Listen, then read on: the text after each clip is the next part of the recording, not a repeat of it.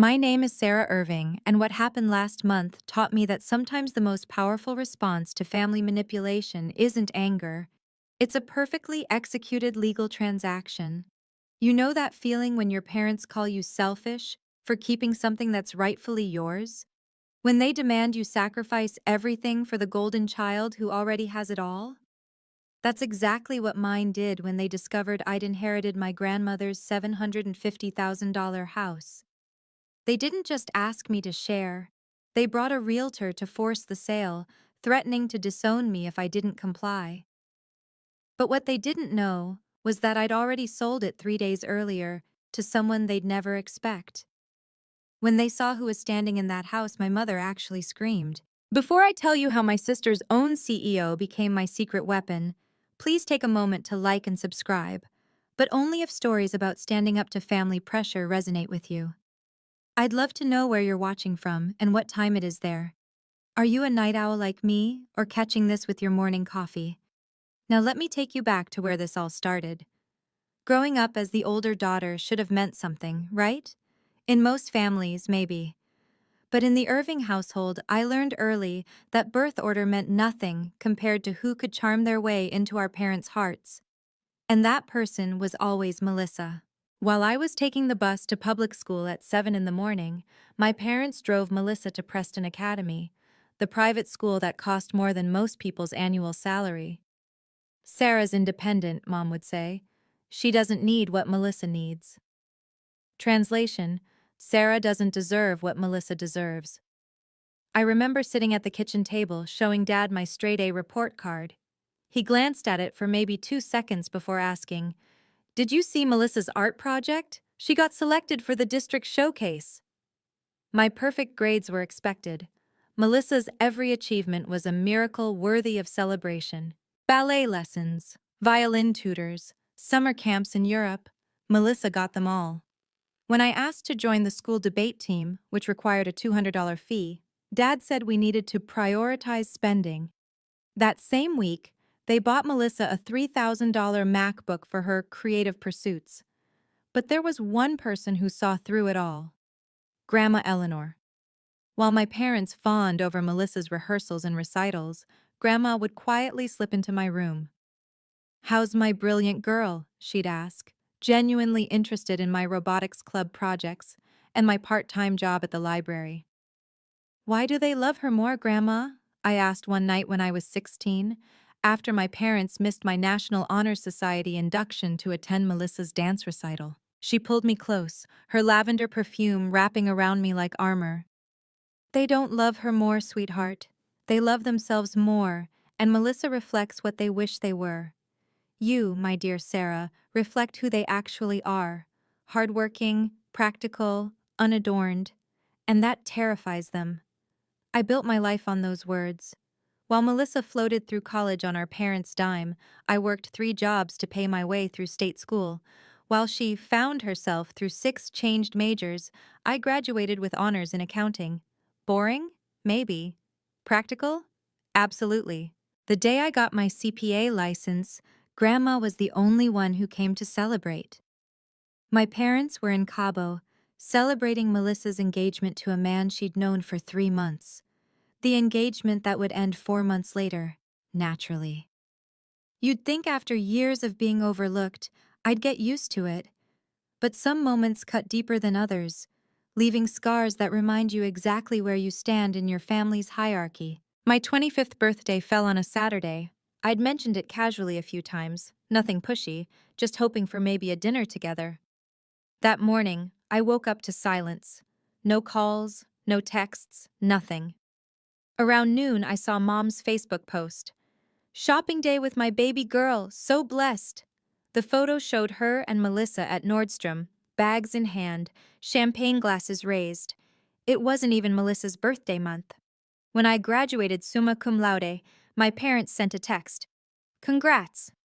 When Melissa finally graduated, 2 years late, barely scraping by, they threw a party for 50 people and hired a photographer. The invitation called it a celebration of our shining star's journey. But Grandma Eleanor never forgot. Every achievement, every milestone, every small victory, she celebrated them all. She'd show up at my apartment with homemade lasagna when I passed my CPA exam. She framed my first business card.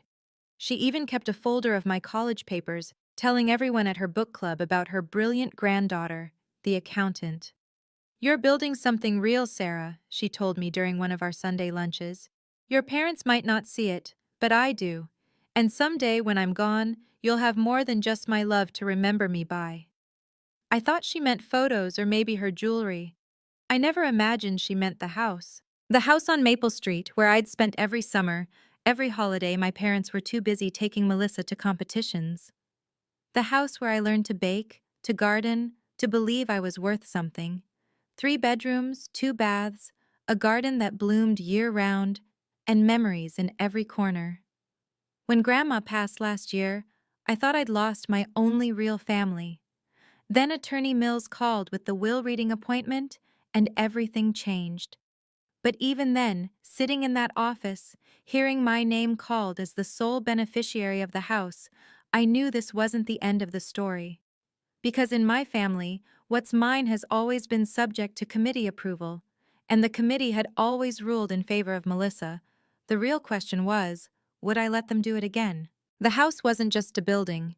It was $750,000 of prime real estate in one of Palo Alto's most desirable neighborhoods, 3 blocks from the tech corridor, walking distance to the Caltrain station, with a market value that had tripled in the last decade. But for me, it was the kitchen where Grandma taught me to make her famous apple pie, the back porch where we'd sit reading together in comfortable silence, the garden where she showed me that patience and care could make beautiful things grow. Every room held a memory of being seen, being valued, being loved without conditions. I'd been living in a cramped studio apartment in Redwood City, 40 minutes from work on a good day, an hour and a half when traffic decided to remind you why everyone hates the Bay Area commute. The inheritance meant I could finally have stability, a real home, a place where I didn't have to worry about rent increases or roommates who forgot to pay utilities. More importantly, it was 2 miles from the tech company where I'd just landed a senior accountant position. The same company, ironically, where Melissa had just been promoted to marketing manager. She'd been bragging about it for weeks, how she was the youngest manager in the department, how the CEO himself had approved her promotion. The house would cut my commute from 40 minutes to 5. It would save me $2,000 a month in rent. It would give me the space to finally have a home office, maybe even take on consulting clients. This wasn't just an inheritance, it was my future. But within days of the will being read, the calls started. "Sarah, honey, we need to talk about Grandma's house." Mom's voice was sweeter than it had been in years. "It's a big responsibility, sweetheart. Maybe too big for one person." Dad's concern was touching, really. If only he'd shown it some time in the last 32 years. Then came Melissa's tears. "I'm not saying you should give it to me, but maybe we could share? Or you could sell and we could split it? I mean, you already have a place to live. A studio apartment with black mold and a landlord who considered hot water optional. But sure, I already had a place." The pressure was building, and I knew from experience it would only get worse. In the Irving family, no was just the opening negotiation. The text messages started at 6 a.m. and didn't stop until midnight. Every day, for 2 weeks straight. "Family means sharing, Sarah. Don't be selfish. Your sister is starting a new life. She needs this more than you. Grandma would be disappointed in your greed." That last one almost made me laugh. Grandma, who explicitly left the house to me and only me, would be disappointed? The woman who once told me, "Your parents would sell your shadow if Melissa needed the money?" Melissa's tears had evolved into full-blown hysteria.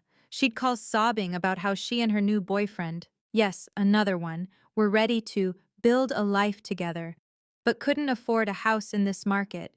How it wasn't fair that I got a free house while she had to struggle, in her luxury apartment that our parents paid for. Then came the family intervention.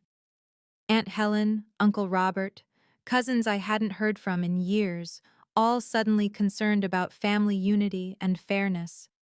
Their messages were carbon copies of each other, like Mom had sent them a script. Think about what's best for everyone, not just yourself. Melissa has always been fragile. You're the strong one. Don't let property come between family. The Thursday before the meeting at Attorney Mill's office, Dad sent the ultimatum. Either you agree to sell and split the proceeds, or you're no longer welcome in this family. Your choice. I stared at that text for an hour. No longer welcome in the family. As if I'd ever truly been welcome in the first place.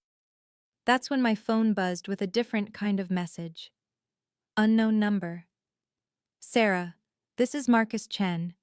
I heard through professional channels you might be selling a property on Maple Street. I'm very interested. Can we talk? Marcus Chen, my old study partner from college who'd gone on to build a tech empire. Marcus Chen, who was now CEO of the very company where Melissa had just been promoted. The universe, it seemed, had a sense of humor.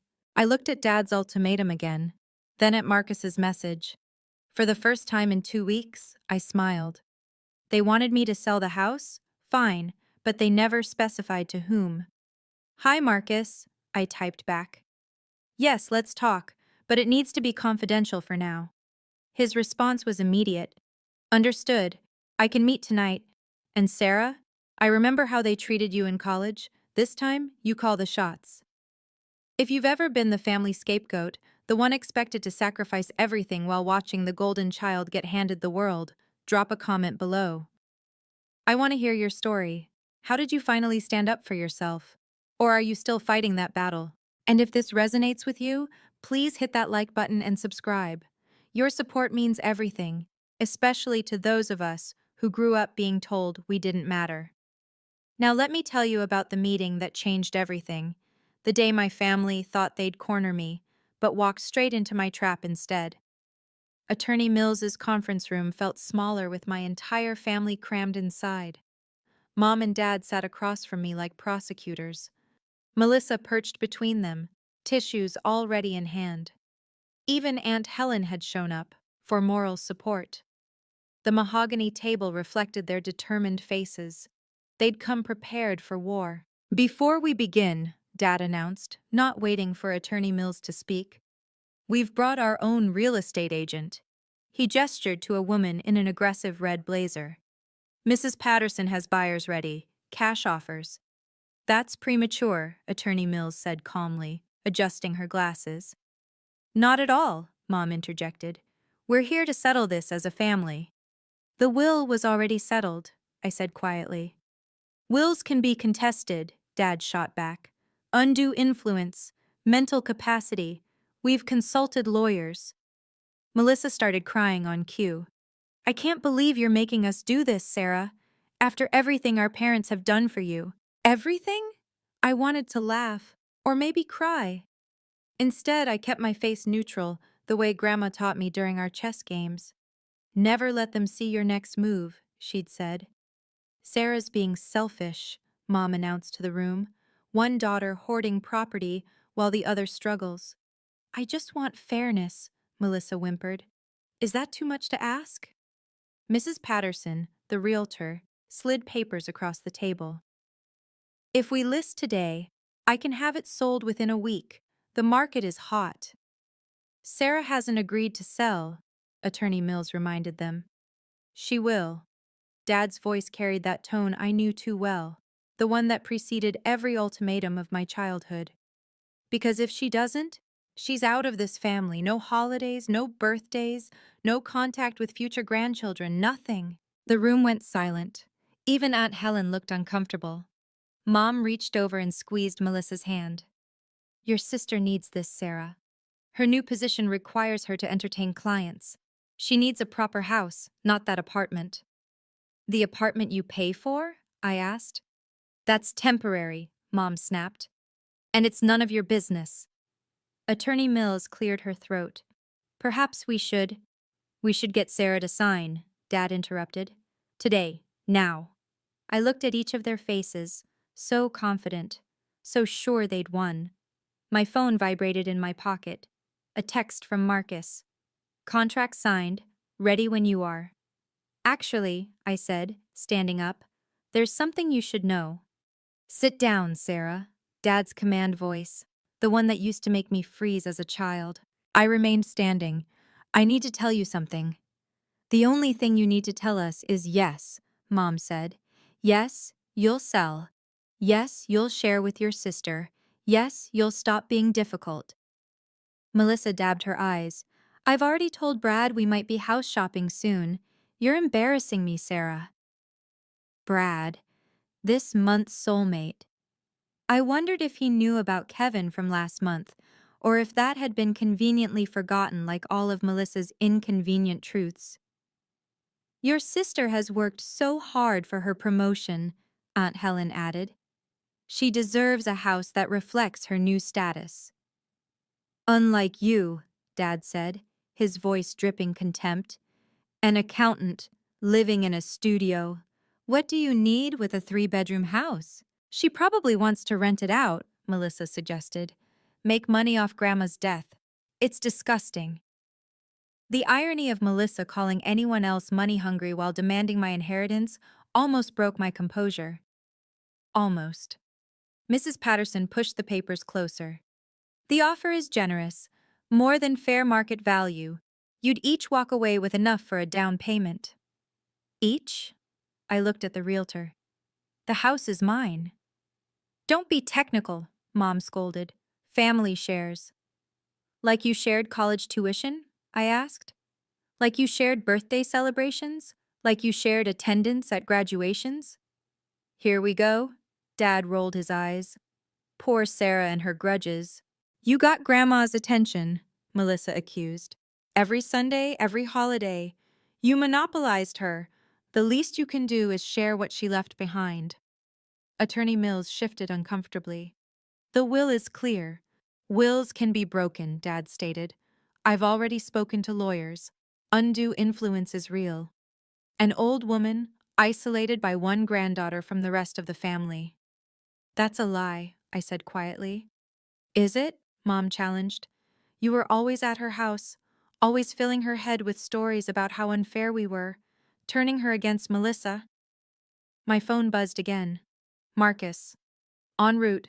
ETA 15 minutes. I looked at my family. These people who shared my DNA but had never shared my struggles, who demanded everything while offering nothing. Who saw my inheritance not as Grandma's final gift, but as their entitlement. You want the house? I asked. Fine, let's go see it. The room erupted in suspicious murmurs. Dad's eyes narrowed. What are you playing at? No games, I said, checking my phone. But if we're doing this, let's do it at the house. You should see what you're so desperate to take. It's not taking if it's family, Mom corrected, already gathering her purse. Attorney Mills stood. I should mention that any decisions about the property will be made today, Dad cut her off. We're done waiting. The convoy to Maple Street felt like a funeral procession. I drove alone while my parents Melissa and Mrs. Patterson rode together, probably strategizing their final attack. Attorney Mills followed in her Lexus, looking increasingly uncomfortable with the situation. My phone rang through the car speakers. Marcus. You sure about this? He asked. They want to see the house, I replied. They're about to get their wish. The papers are all filed, recorded with the county yesterday. It's done, Sarah. I know. I glanced in my rearview mirror at my family's car. How's the Tesla running? Parked in the driveway as we speak. See you in 10. Melissa had been texting me non-stop. Just do the right thing. Don't embarrass yourself. Mom's blood pressure is up because of you. That last one was rich. Mom's blood pressure was probably up from the excitement of stealing another thing from me to give to Melissa. As we turned onto Maple Street, I saw it. The familiar Victorian with its wraparound porch and garden that Grandma had loved so much. The garden I'd helped her plant. The porch where she'd taught me that family isn't about blood, it's about choice. And there, gleaming in the driveway like a beacon of karma, was a familiar white Tesla Model S. Melissa's gasp was audible even from my car. That's... I pulled up to the curb and got out, watching their faces as recognition dawned. Melissa had gone pale. Mom was squinting in confusion. Dad was already red-faced, though he didn't understand why yet. "Whose car is that?" Mom demanded. Melissa's voice came out as a whisper. "That's my CEO's car. Marcus Chen's car." "Your CEO?" Dad turned to her. "What would he be doing here?" I walked toward the front door, keys in hand that no longer worked. "Why don't we find out?" The door opened before I could knock. "Actually, there's something you should know about the house," I said, pausing at the porch steps. "We know everything we need to know," Dad said, pushing past me. "It's a family asset being hoarded by—" He stopped mid-sentence. Marcus Chen stood in the doorway, looking every inch the CEO in his casual but expensive Saturday attire. The kind of effortless wealth that didn't need to announce itself but was impossible to ignore. "Mr. Chen," Melissa's voice cracked, why are you—" "Ms. Irving," Marcus nodded to her professionally, then turned to me with a warm smile. "Sarah, perfect timing." "Someone explain what's happening," Mom demanded, though her voice had lost its earlier confidence. Mrs. Patterson, the realtor, stepped forward with her hand extended. "Mr. Chen, I'm Rebecca Patterson. I understand you're interested in—" "I'm not interested," Marcus said smoothly. "I'm the owner." The silence that followed was beautiful. Pure, shocked, disbelieving silence. Dad found his voice first. "That's impossible. This house belongs to Sarah." "Belonged," Attorney Mills corrected, finally speaking up. "Past tense." 3 days ago," I added quietly. "The sale was finalized 3 days ago." Melissa's face cycled through emotions like a slot machine. Confusion, disbelief, anger, fear. "You sold it? You sold it to my boss?" "Technically, to his investment company," Marcus clarified. "All perfectly legal. Attorney Mills can confirm." Mills nodded. "I reviewed the documents myself. Clean sale, fair market value. Actually, above market value." "You can't do this!" Mom shrieked. "We're your family! You had no right!" "Actually, she had every right," Marcus said, his tone still professional, but with an edge. "It was her property, her decision." "But we had buyers," Mrs. Patterson protested. "Cash offers." "Bit late for that," Marcus observed. Dad's face had turned an alarming shade of purple. "This is fraud, manipulation. You took advantage of her." Marcus laughed, actually laughed. "Mr. Irving, I paid $800,000 for this property, $20,000 above asking. If anyone was taken advantage of, it was me. But I wanted this specific house, in this specific location." "Why?" Melissa whispered, and I could see her career flashing before her eyes. Marcus smiled. "We're opening a satellite office for the marketing team. Your team, actually." The way Melissa swayed, I thought she might faint. "A satellite office?" Melissa's voice was barely audible. "Here?" "The company's been looking to expand our presence in residential areas," Marcus explained, still standing in the doorway like he belonged there. Which, legally, he did. "Better work-life balance for our teams. This location is perfect." Dad stepped forward aggressively. "You manipulated my daughter. This is illegal. We'll sue." "Which daughter?" Marcus asked innocently. "Because Sarah approached me with a clean offer. I paid above market value. Everything's documented." "You knew each other before," Mom accused. "This was planned." "We were study partners in college," I said calmly. "Is it illegal to sell property to someone you know?" "When it's done to spite your family, yes," Dad shouted. Attorney Mills cleared her throat. "Actually, no. That's not illegal at all." 30 people had gathered on the sidewalk now. Neighbors Grandma had known for decades, watching the Irving family drama unfold like a live soap opera. Mrs. Kim from next door had her phone out. Mr. Peterson was openly grinning. "Sarah, please," Melissa begged, tears streaming. "This is my career, my future." "Your career is fine," Marcus assured her, "as long as you maintain professional standards." The threat was subtle but clear. Melissa caught it. Her tears stopped instantly. "You vindictive little—" Mom started toward me, but Attorney Mills stepped between us. I'd be very careful, Mrs. Irving. Assault charges won't help your situation. What situation? Dad demanded. We'll contest this sale. Undue influence, fraud, something. On what grounds? Mills asked. That Sarah sold her legal property to a willing buyer? She did it to hurt Melissa, Mom cried. I did it to secure my future, I corrected. Just like you've always secured Melissa's. Mrs. Patterson was backing toward her car. I should go. This is clearly a family matter. Not anymore, Marcus said. This is a business matter now.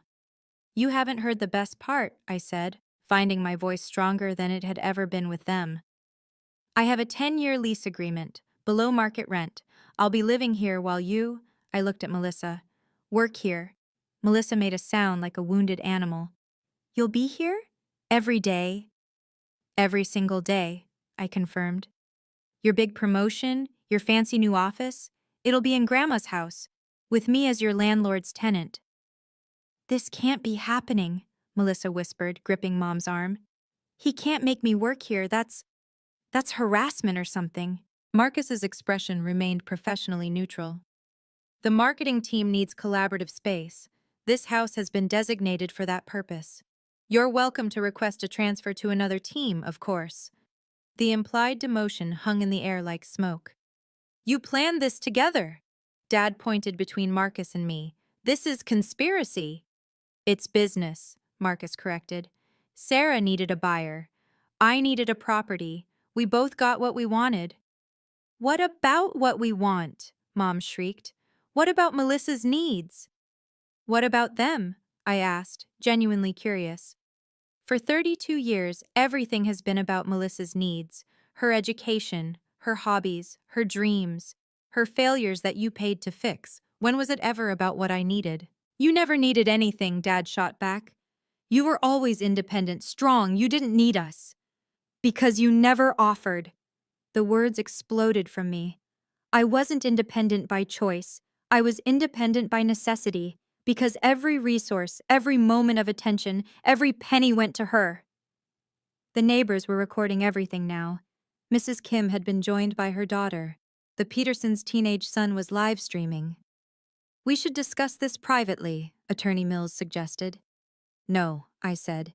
They wanted to humiliate me publicly. They brought a realtor to force a public sale. Let's keep it public. My phone buzzed. Marcus glanced at his. The movers are here, he announced. A truck pulled up. 2 men began unloading office furniture. Desks, chairs, a conference table. No, Melissa breathed. No, no, no. The team meeting is Monday, Marcus informed her. 9 a.m. sharp. Don't be late. I won't work here. Melissa stamped her foot like the child she'd never stopped being. I refuse. That's your choice, Marcus said mildly. HR can discuss your exit package if you prefer. Mom turned to me, her face twisted with rage. You've ruined your sister's life. Are you happy now? I haven't ruined anything, I replied. I sold my house. She still has her job. You still have your golden child. Nothing's changed except I'm no longer available to be your doormat. Dad stepped close, his voice low and menacing. You're done. You're out of this family. I met his eyes. Promise? Can you believe they actually thought they could force me to sell? What would you have done in my position? Drop a comment below. I genuinely want to know if you think I went too far or not far enough. If you're watching from California, give me a heart emoji. New York? Drop an apple. And wherever you are, if you've ever had to stand up to family bullying, you're not alone. The story's not over yet. What happened next changed everything, not just for Melissa, but for every relationship in our family. Let me show you what real consequences look like. The drive to Grandma's house, my former house, Marcus's house, whatever we were calling it now, felt like a victory parade in reverse. My family followed in their car, Mom probably ranting, Dad likely planning legal strategies, Melissa definitely catastrophizing about her career. I parked and walked to the front door, using my key one last time before remembering it no longer worked. The symbolism wasn't lost on me. More neighbors had gathered. Word traveled fast in this neighborhood where nothing exciting ever happened. Mrs. Chen from 3 houses down called out, "Eleanor would be so proud of you, Sarah." That stopped my mother cold. Proud? Of this betrayal? Of her granddaughter finally standing up for herself, Mrs. Chen shot back. We all knew how you treated her. Eleanor told us everything. The revelation that Grandma's neighbors knew our family's secrets made Mom's face cycle through several shades of red. Marcus had moved onto the porch, surveying his new property with satisfaction. The movers continued unloading furniture. A desk went past that probably cost more than my monthly rent. That's when I noticed the Tesla wasn't alone anymore. 3 more cars had arrived, all expensive, all belonging to people I recognized from LinkedIn photos. Marcus's leadership team. "What is this?" Melissa demanded, recognizing her department head getting out of a BMW. "Site inspection," Marcus explained. "We're planning the layout. Your workspace will be in the front room, Melissa, the one with the bay window." Grandma's reading room, where she'd spent countless hours with her books and her tea, watching the street, waving at neighbors. Now it would be Melissa's office, where she'd have to see me coming and going every single day. "That's," Melissa started, then stopped. What could she say? That it was inappropriate? Unfair? Rich, coming from her. Her department head, Jennifer Wu, walked over. "Melissa, didn't expect to see you here. Getting a preview of the new space?" Melissa's mouth opened and closed like a fish. Yes, just looking." "Sarah," Jennifer noticed me, extending her hand. "Marcus mentioned you're our residential tenant. How wonderful that you'll be staying in your grandmother's house." "You know each other?" Mom asked suspiciously. "We met at the company holiday party," Jennifer explained. "Sarah did some consulting work for our finance department last year. Brilliant work on the tax restructuring." Another secret revealed. I'd been consulting for Marcus's company for months, building relationships, proving my worth in ways that had nothing to do with family connections. "You've been planning this," Dad said, the full realization hitting him. "This whole thing. You've been planning to humiliate us." "No," I said simply. "I've been planning to survive you." Marcus stepped forward, and the entire street seemed to hold its breath. Even the movers paused, sensing the tension. "Mr. and Mrs. Irving," he began, his CEO voice carrying across the yard. "Let me be crystal clear about what's happened here. 3 days ago, Sarah Irving sold me this property for $800,000. The sale is complete, filed with the county, and irreversible." "You took advantage," Dad started.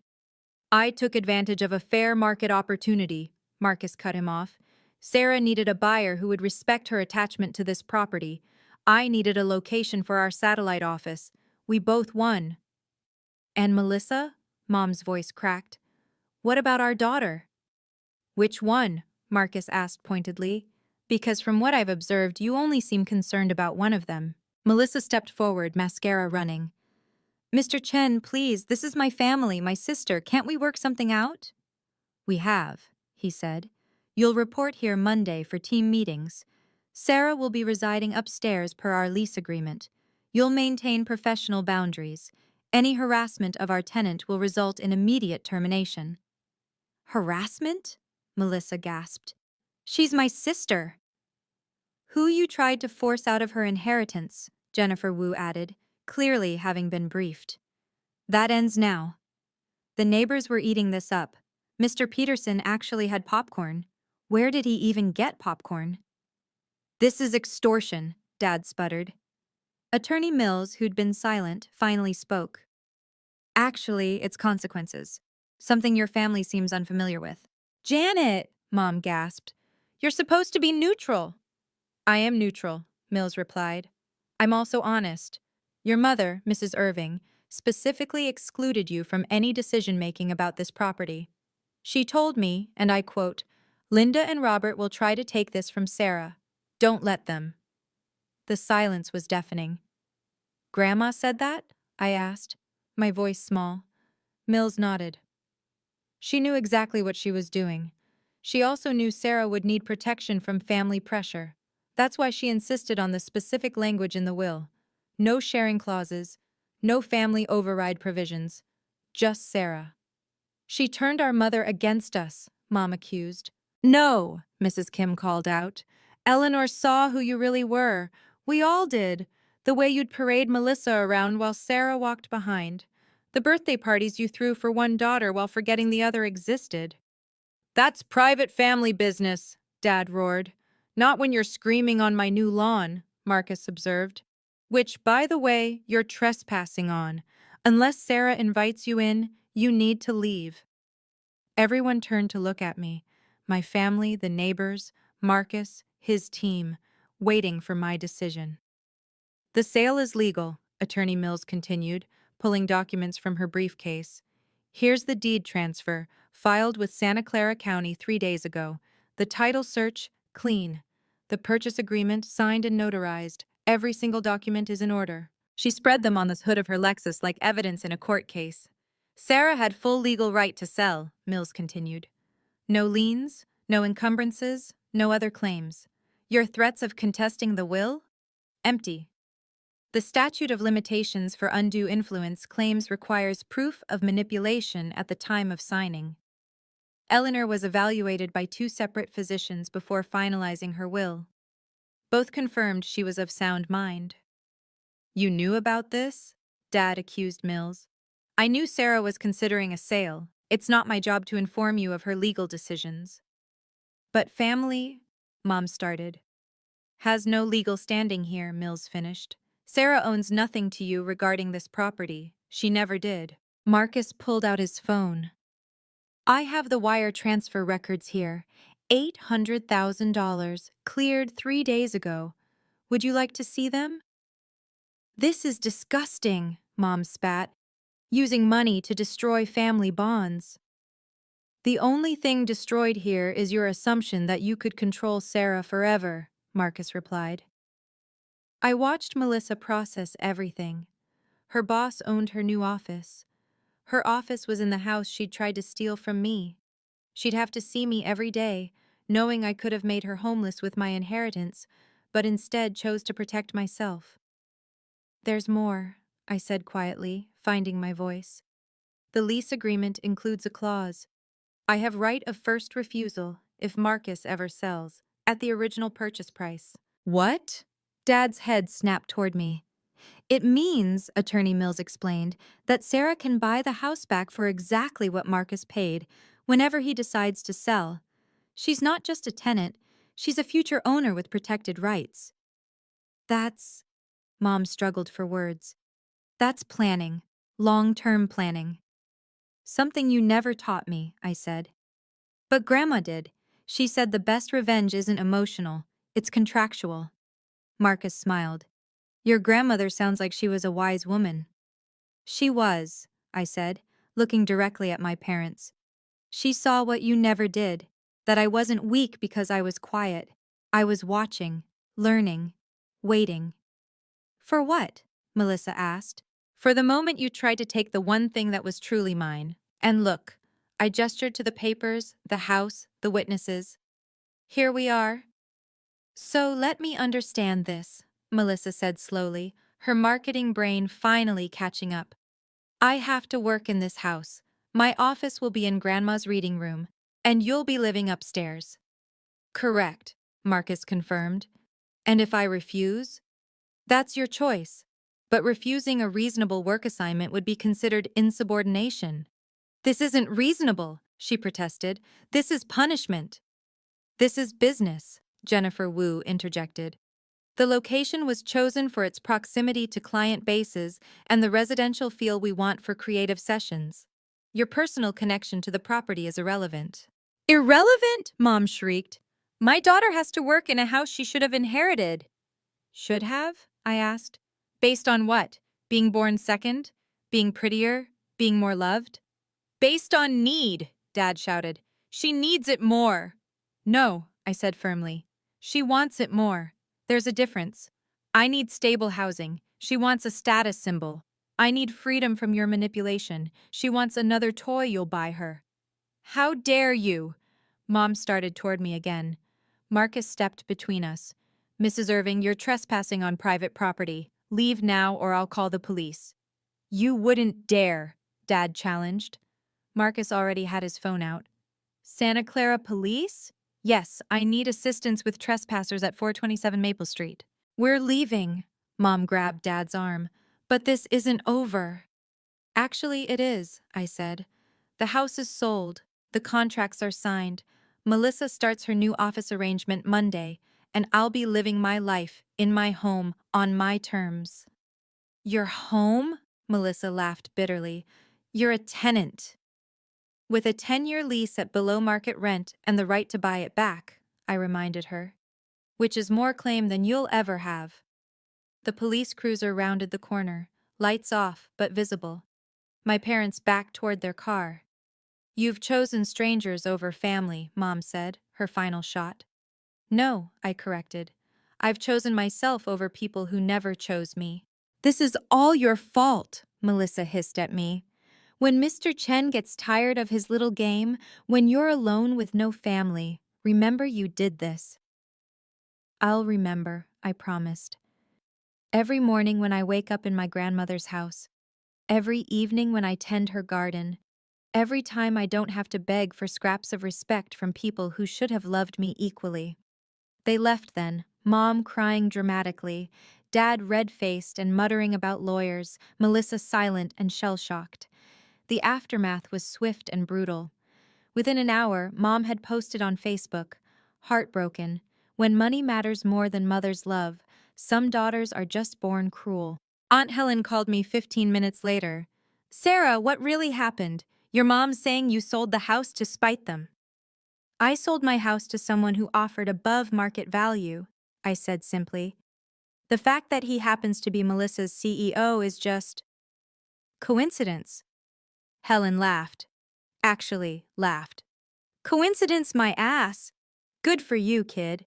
Your grandma would be cackling." The family group chat exploded, cousins picking sides, uncles threatening legal action they couldn't afford, aunts clutching pearls they didn't own. But the best part? The neighbors group chat that Mrs. Kim added me to. Finally, someone stood up to those horrible people. Eleanor always said Sarah was the smart one. "Did you see Robert's face? Priceless. Linda's been telling everyone for years how successful Melissa is. Bet she won't mention her new office location." Monday morning arrived like Christmas. I woke up in my grandmother's bed, in my grandmother's house, and made coffee in my grandmother's kitchen. At 8:45 a.m., cars started arriving. Melissa's car pulled up at 8:58. She sat in it for 5 full minutes, probably giving herself a pep talk. When she finally got out, she looked up at my window. I waved. The look on her face was worth every family dinner I'd ever suffer through. Jennifer Wu ran the meeting in what used to be Grandma's reading room. I could hear bits of it through the old vents. Something about innovative workspace solutions and residential integration. Corporate speak for your sister owns you now. At lunch, Melissa knocked on my door. "Can we talk?" I let her in. She looked around the apartment I'd created upstairs. My books, my plants, my life. "This isn't fair," she said quietly. "What isn't?" "You living here, me working here. It's psychological torture." "It's consequences," I corrected. "You tried to take my inheritance. Now you work in it." "I'm your sister." "Yes," I agreed. "And that should have meant something to you before you tried to rob me." She left without another word. That evening Marcus called. "How was day 1? "Educational," I said. "For everyone." "No regrets?" I looked around Grandma's kitchen, at her china still in the cabinets, her apron still on its hook. Not a single one. 3 months later, the new normal had settled in like sediment in still water. Melissa arrived every morning at exactly 9 a.m., never earlier, never later. She'd park in the designated employee section Marcus had marked out, gather her things with robotic precision, and walk past my door without ever looking up. The house had transformed. Downstairs was all business, sleek computers, whiteboards, the constant hum of productivity. Upstairs remained Grandma's sanctuary, my sanctuary, untouched by corporate ambition. Your parents called again, Marcus told me during one of our monthly check-ins. They're offering to buy the house from me, double what I paid. And? I told them the property isn't for sale. Your father used some colorful language. Sounds about right. The real change was in Melissa. Without our parents' constant reinforcement, without their money cushioning every fall, she was struggling. Her work was mediocre, her ideas uninspired. Jennifer Wu had put her on a performance improvement plan. She's never had to actually work before, Jennifer confided during a chance meeting in the garden. Your parents' connections got her the job, but connections don't write marketing strategies. The family had fractured completely. Thanksgiving passed without a word. Christmas, too. Mom sent one text. "You're missing Melissa's engagement party." Brad apparently had proposed. Or maybe it was Blake. I'd stopped keeping track. But here's what I gained. Peace. Mornings with coffee in Grandma's garden. Evenings with books in her reading chair. After business hours, of course. Weekends tending the roses she'd planted. The ones that bloomed despite neglect, despite harsh weather, despite everything. You know what Grandma told me once? I said to Marcus during a property walkthrough. She said the Irving family was like a garden where only one type of flower was allowed to bloom. Everything else got cut down or pulled out. And now? Now I'm growing wild. The financial security helped too. Between my accounting job, consulting work, and the money I saved on rent, I'd accumulated more savings in 3 months than in the previous 3 years. Meanwhile, Melissa was learning what life looked like without parental subsidies. Her luxury apartment was gone. The designer clothes, the expensive car, all downsized. "It's not fair," she'd complained to a coworker, not knowing I could hear through the vents. "She got everything." "Didn't she inherit it?" the coworker asked. "That's not the point." But it was exactly the point. I'd inherited what was mine, and for the first time in my life, I'd kept it. 6 months after the sale, I found myself in Grandma's garden at sunset, planting the last of the spring bulbs. The corporate buzz downstairs had ended hours ago. The house was mine again, filled with the kind of quiet Grandma used to say was good for the soul. My phone rang. "Mom, your sister lost her job today," she said without preamble. "I'm sorry to hear that," I said, and meant it. Despite everything, I took no pleasure in Melissa's failures. "This is your fault.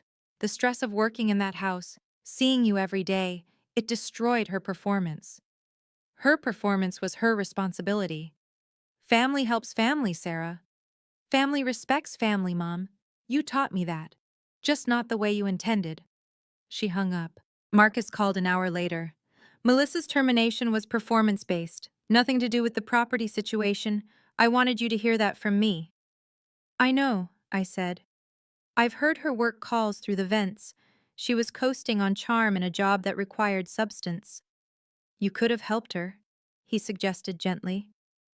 "I could have," I agreed. But she never asked. She demanded, manipulated, cried, and threatened, but she never once just asked. That night, I found a box in Grandma's closet I'd missed before. Inside were letters, dozens of them, all addressed to me but never sent.